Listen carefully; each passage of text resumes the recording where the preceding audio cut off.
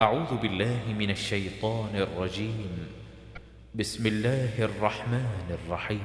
والليل إذا يغشى رات کی قسم جب دن کو چھپا لے، والنهار إذا تجلى اور دن کی قسم جب چمک اٹھے، وما خلق الذكر والأنثى اور اس ذات کی قسم جس نے نر اور مادہ پیدا کیے، إن سعيكم لشتى تم لوگوں کی کوشش طرح طرح کی ہے۔ فأما من أعطى واتقى تو اس نے خدا کے رستے میں مال دیا اور پرہیزگاری کی، وصدق بالحسنى اور نیک بات کو سچ جانا، فسنيسره لليسرى اس کو ہم آسان طریقے کی توفیق دیں گے۔ وأما من بخل واستغنى اور نے بخل کیا اور بے پرواہ بنا رہا، وكذب بالحسنى اور نیک بات کو جھوٹ سمجھا، فسنيسره للعسرى اس سختی میں پہنچائیں گے۔ وما يغني عنه ماله إذا تردى جب وہ دوزخ کے گڑھے میں گرے گا تو اس کا مال اس کے کچھ بھی کام نہ آئے گا۔ واللیل اذا یغشا، نیکی کے لیے قصد ضروری ہے، مسند احمد میں ہے۔ حضرت علقمہ شام میں آئے اور دمشق کی مسجد میں جا کر 2 رکعت نماز ادا کی اور اللہ تعالی سے دعا کی کہ الہی مجھے نیک ساتھی عطا فرما۔ پھر چلے تو حضرت ابو درداء سے ملاقات ہوئی، پوچھا کہ تم کہاں کے ہو؟ تو حضرت علقمہ نے کہا میں کوفے والا ہوں۔ پوچھا ام عبد اس سورت کو کس طرح پڑھتے تھے؟ میں نے کہا والذکر والانثی پڑھتے تھے۔ حضرت ابو درداء فرمانے لگے میں نے بھی رسول اللہ صلی اللہ علیہ وآلہ وسلم سے یوں ہی سنا ہے، اور یہ لوگ مجھے شک و شبہ میں ڈال رہے ہیں۔ پھر فرمایا کیا تم میں تقیے والے، یعنی جن کے پاس سفر میں حضور صلی اللہ علیہ وآلہ وسلم کا بسترا رہتا تھا، اور رازدان ایسے بھیدوں سے واقف جن کا علم اور کسی کو نہیں، وہ جو شیطان سے بازبان رسول اللہ صلی اللہ علیہ وآلہ وسلم بچا لیے گئے تھے وہ نہیں، یعنی حضرت عبداللہ بن مسعود رضی اللہ تعالی عنہ۔ یہ حدیث بخاری میں ہے، اس میں یہ ہے کہ حضرت عبداللہ بن مسعود کے شاگرد اور ساتھی حضرت ابو درداء کے پاس آئے، آپ بھی انہیں ڈھونڈتے ہوئے پہنچے۔ پھر پوچھا کہ تم میں حضرت عبداللہ کی قراءت پر قرآن پڑھنے والا کون ہے؟ کہا کہ ہم سب ہیں۔ پھر پوچھا کہ تم سب میں حضرت عبداللہ کی قراءت کو زیادہ یاد رکھنے والا کون ہے؟ لوگوں نے حضرت علقمہ کی طرف اشارہ کیا تو ان سے سوال کیا کہ واللیل اذا یغشا کو حضرت عبداللہ سے تم نے کس طرح سنا؟ تو کہا وہ والذکر والانثی پڑھتے تھے۔ کہا میں نے بھی حضور صلی اللہ علیہ وآلہ وسلم سے اسی طرح سنا ہے، اور یہ لوگ چاہتے ہیں کہ میں وما خلق الذکر والانثی پڑھوں، اللہ کی قسم میں تو ان کی مانوں گا نہیں۔ الغرض حضرت ابن مسعود اور حضرت ابو درداء رضی اللہ تعالی عنہم کو قراءت یہی ہے، اور حضرت ابو درداء نے تو اسے مرفوع بھی کہا ہے۔ باقی جمہور کی قراءت وہی ہے جو موجودہ قرآن میں ہے۔ پس اللہ تعالی رات کی قسم کھاتا ہے جبکہ اس کا اندھیرا تمام مخلوق پر چھا جائے، اور دن کی قسم کھاتا ہے جبکہ وہ تمام چیزوں کو روشنی سے منور کر دے، اور اپنی ذات کی قسم کھاتا ہے جو نر و مادہ کا پیدا کرنے والا ہے، جیسے فرمایا وَخَلَقْنَاكُمْ أَزْوَاجًا، ہم نے تمہیں جوڑا جوڑا پیدا کیا ہے، اور فرمایا وَكُلَّ شَيْءٍ خَلَقْنَا زَوْجَيْنِ، ہم نے ہر چیز کے جوڑے پیدا کیے ہیں، ان متضاد اور ایک دوسری کے خلاف قسمیں کھا کر اب فرماتا ہے کہ تمہاری کوششیں اور تمہارے اعمال بھی متضاد اور ایک دوسرے کے خلاف ہیں، بھلائی کرنے والے بھی ہیں اور برائیوں میں مبتلا رہنے والے بھی ہیں۔ پھر فرمایا ہے کہ جس نے دیا، یعنی اپنے مال کو اللہ کے حکم کے ماتحت خرچ کیا اور پھونک پھونک کر قدم رکھا، ہر ایک امر میں خوف الہی کرتا رہا اور اس کے بدلے کو سچا جانتا رہا، اس کے ثواب پر یقین رکھا۔ حسنا کے معنی لا الہ الا اللہ کے بھی کیے گئے ہیں، اللہ کی نعمتوں کے بھی کیے گئے ہیں، نماز، زکوٰۃ، صدقہ، فطر، جنت کے بھی مروی ہیں۔ پھر فرمایا ہے کہ ہم آسانی کی راہ آسان کر دیں گے، یعنی بھلائی، جنت اور نیک بدلے کی، اور جس نے اپنے مال کو راہ اللہ میں نہ دیا اور اللہ تعالی سے بے نیازی برتی اور حسنا کی، یعنی قیامت کے بدلے کی تکذیب کی، تو اس پر ہم برائی کا راستہ آسان کر دیں گے، جیسے فرمایا، یعنی ہم ان کے دل اور ان کی آنکھیں الٹ دیں گے جس طرح وہ پہلی بار قرآن پر ایمان نہ لائے تھے، اور ہم انہیں ان کی سرکشی میں ہی بہکنے دیں گے۔ اس مطلب کی آیتیں قرآن کریم کی جگہ موجود ہیں کہ ہر عمل کا بدلہ اسی جیسا ہوتا ہے، خیر کا قصد کرنے والے کو توفیق خیر ملتی ہے اور شر کا قصد کرنے والوں کو اسی کی توفیق ہوتی ہے۔ اس معنی کی تائید میں یہ حدیثیں بھی ہیں۔ حضرت صدیق اکبر نے ایک مرتبہ رسول اللہ صلی اللہ علیہ وآلہ وسلم سے سوال کیا کہ ہمارے اعمال فارغ شدہ تقدیر کے ماتحت ہیں یا نوپید ہماری طرف سے ہیں؟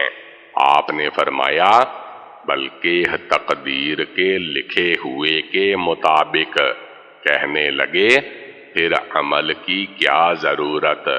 فرمایا ہر شخص پر وہ عمل آسان ہوں گے جس چیز کے لیے وہ پیدا کیا گیا ہے، مسند احمد حضرت علی رضی اللہ تعالی عنہ فرماتے ہیں کہ بقیع غرقد میں ہم رسول اللہ صلی اللہ علیہ وآلہ وسلم کے ساتھ ایک جنازے میں تھے، تو آپ نے فرمایا سنو، تم میں سے ہر ایک کی جگہ جنت و دوزخ میں مقرر کردہ ہے اور لکھی ہوئی ہے۔ لوگوں نے کہا پھر ہم اس پر بھروسہ کر کے بیٹھ کیوں نہ رہیں؟ تو آپ نے فرمایا عمل کرتے رہو، ہر شخص سے وہی اعمال صادر ہوں گے جن کے لیے وہ پیدا کیا گیا ہے۔ پھر آپ نے یہی آیتیں تلاوت فرمائی۔ صحیح بخاری شریف۔ اسی روایت کے اور طریق میں ہے کہ اس بیان کے وقت آپ کے ہاتھ میں ایک تنکا تھا اور سر نیچا کیے ہوئے زمین پر اسے پھیر رہے تھے۔ الفاظ میں کچھ کمی بیشی بھی ہے۔ مسند احمد میں حضرت عبداللہ بن عمر کا بھی ایسا ہی سوال جیسا اوپر کی حدیث میں حضرت صدیق کا گزرا مروی ہے، اور آپ کا جواب بھی تقریباً ایسا ہی مروی ہے۔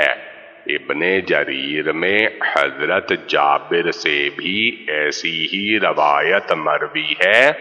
ابن جریر کی ایک حدیث میں دو نوجوانوں کا ایسا ہی سوال اور حضور صلی اللہ علیہ وآلہ وسلم کا ایسا ہی جواب مروی ہے، اور پھر ان دونوں حضرات کا یہ قول بھی ہے کہ یا رسول اللہ صلی اللہ علیہ وآلہ وسلم، ہم باہ کوشش نیک اعمال کرتے رہیں گے۔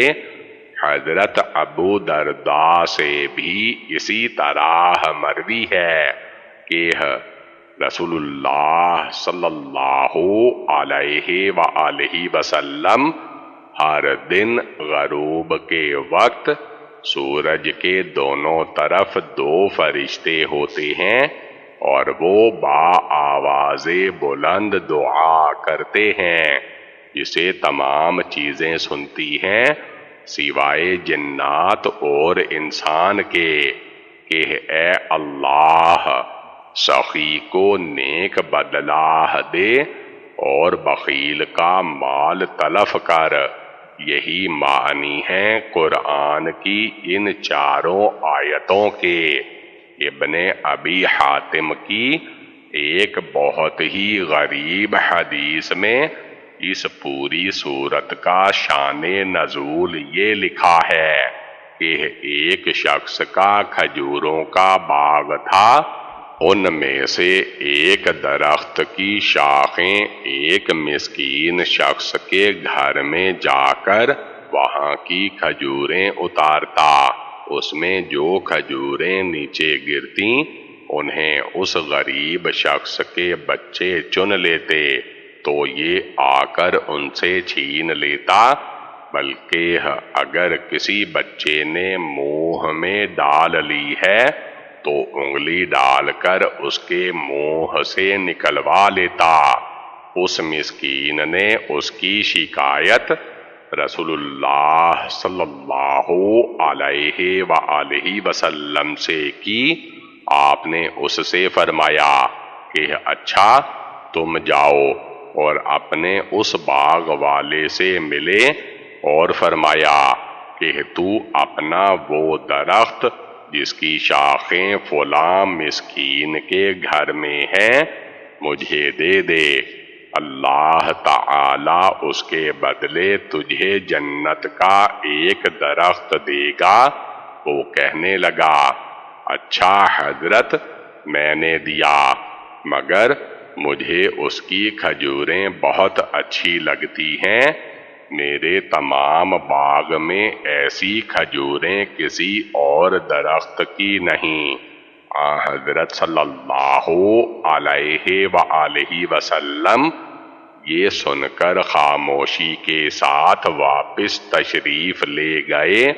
ایک شخص جو یہ بات چیت سن رہا تھا وہ آپ کی خدمت میں حاضر ہوا اور کہنے لگا، حضرت اگر یہ درخت میرا ہو جائے اور میں آپ کا کر دوں تو کیا مجھے اس کے بدلے جنتی درخت مل سکتا ہے؟ آپ نے فرمایا، ہاں۔ یہ شخص اس باغ والے کے پاس آئے، ان کا بھی باغ کھجوروں کا تھا۔ یہ پہلا شخص ان سے وہ ذکر کرنے لگا کہ حضرت مجھے فلاں درخت کھجور کے بدلے جنت کا ایک درخت دینے کو کہہ رہے تھے۔ میں نے یہ جواب دیا۔ یہ سن کر خاموش ہو رہے، پھر تھوڑی دیر بعد فرمایا کہ کیا تم اسے بیچنا چاہتے ہو؟ اس نے کہا، نہیں، ہاں یہ اور بات ہے کہ جو قیمت اس کی مانگوں وہ کوئی مجھے دے دے، لیکن کون دے سکتا ہے؟ پوچھا، کیا قیمت لینا چاہتے ہو؟ کہا، 40 درخت خرما کے۔ اس نے کہا، یہ تو بڑی زبردست قیمت لگا رہے ہو، ایک کے 40؟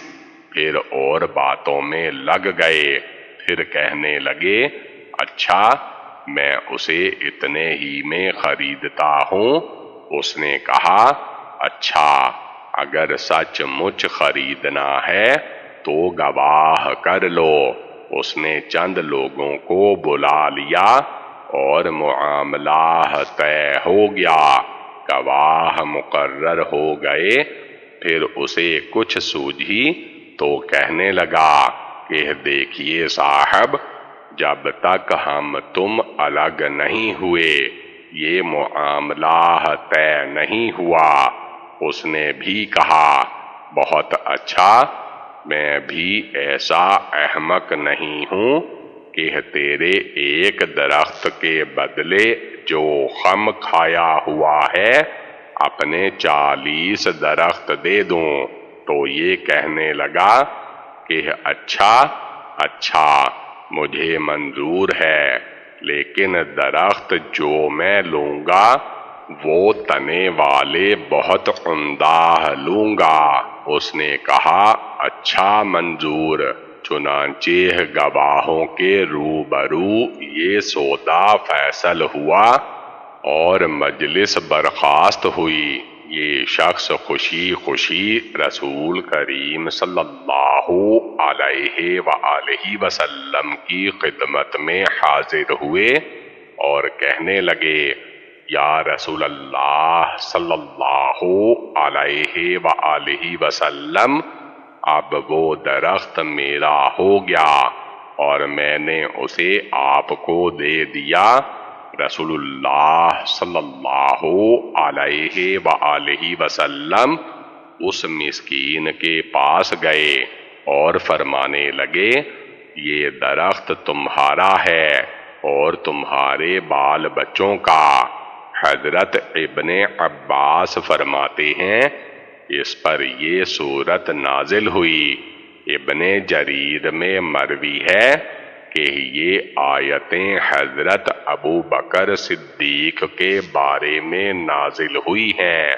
آپ مکہ شریف میں ابتدا میں اسلام کے زمانے میں بھڑیا عورتوں اور ضعیف لوگوں کو جو مسلمان ہو جاتے تھے آزاد کر دیا کرتے تھے۔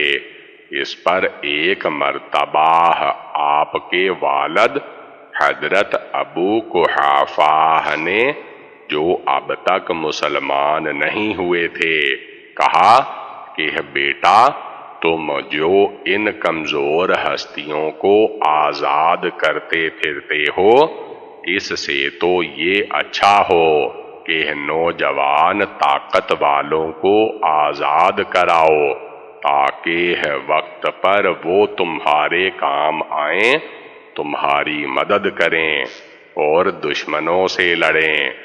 تو صدیق اکبر رضی اللہ تعالی عنہ نے جواب دیا کہ ابا جی، میرا ارادہ دنیوی فائدے کا نہیں، میں تو صرف رضائے رب اور مرضی مولا چاہتا ہوں۔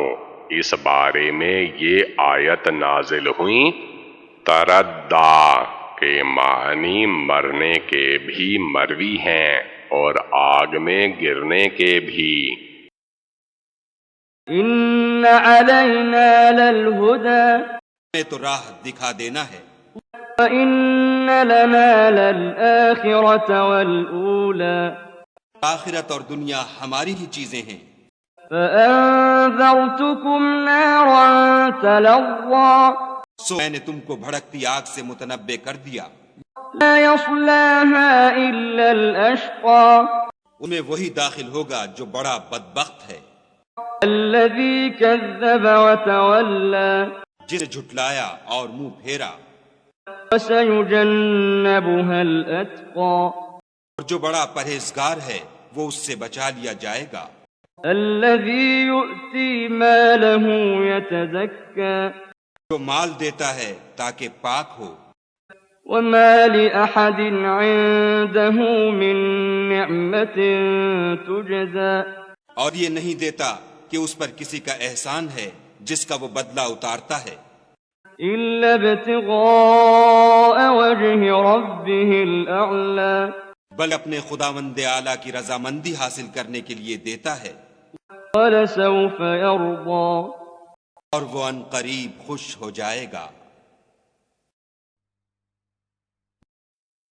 اِنَّا عَلَيْنَا لَلْہُدَى، مومن کی منزل اللہ تعالی کی رضا، یعنی حلال و حرام کا ظاہر کر دینا ہمارے ذمہ ہے۔ یہ بھی معنی ہے کہ جو ہدایت پر چلا وہ یقیناً ہم تک پہنچ جائے گا۔ جی سے فرمایا وَعَلَى اللَّهِ قَصَدَ السَّبِيلِ، آخرت اور دنیا کی ملکیت ہماری ہی ہے، میں نے بھڑکتی ہوئی آگ سے تمہیں ہوشیار کر دیا ہے۔ مسند احمد میں ہے کہ حضرت نعمان بن بشیر رضی اللہ تعالی عنہ نے اپنے خطبہ میں فرمایا کہ رسول اللہ صلی اللہ علیہ وآلہ وسلم سے میں نے خطبہ کی حالت میں سنا ہے، آپ بہت بلند آواز سے فرما رہے تھے، یہاں تک کہ میری اس جگہ سے بازار تک آواز پہنچے، اور بار بار فرماتے جاتے تھے، لوگو میں تمہیں جہنم کی آگ سے ڈرا چکا، لوگو میں تمہیں جہنم کی آگ سے ڈرا رہا ہوں، بار بار یہ فرما رہے تھے، یہاں تک کہ چادر مبارک کندھوں سے سرک کر پیروں میں گر پڑی۔ صحیح بخاری شریف میں ہے، رسول اللہ صلی اللہ علیہ وآلہ وسلم نے فرمایا، سب سے ہلکے عذاب والا جہنمی قیامت کے دن وہ ہوگا جس کے دونوں قدمے تلے دو انگارے رکھ دیے جائیں گے جس سے اس کا دماغ ابل رہا ہو۔ مسلم شریف کی حدیث میں ہے، ہلکے عذاب والا ہے جہنمی ہوگا جس کی دونوں جوتیاں اور دونوں تسمے آگ کے ہوں گے، جن سے اس کا دماغ اس طرح ابل رہا ہوگا جس طرح ہنڈیا جوش کھا رہی ہو۔ باوجود یہ کہ سب سے ہلکے عذاب والا یہی ہے، لیکن اس کے خیال میں اس سے زیادہ عذاب والا اور کوئی نہ ہوگا۔ اس جہنم میں صرف وہی لوگ گھیر گھار کر بدترین عذاب کیے جائیں گے جو بدبخت تر ہوں، جن کے دل میں کذب بعض ہو اور اسلام پر عمل نہ ہو۔ مسند احمد کی حدیث میں بھی ہے کہ جہنم میں صرف شقی لوگ جائیں گے۔ لوگوں نے پوچھا وہ کون ہیں؟ فرمایا جو اطاعت گزار نہ ہوں اور نہ اللہ کے خوف سے کوئی بدی چھوڑتا ہو۔ مسند کی اور حدیث میں ہے میری ساری امت جنت میں جائے گی سوائے اس کے جو جنت میں جانے سے انکار کریں۔ لوگوں نے پوچھا جنت میں جانے سے انکار کرنے والا کون ہے؟ فرمایا جو میری اطاعت کرے وہ جنت میں گیا، اور جس نے میری نافرمانی کی اس نے گویا جنت میں جانے سے انکار کر دیا۔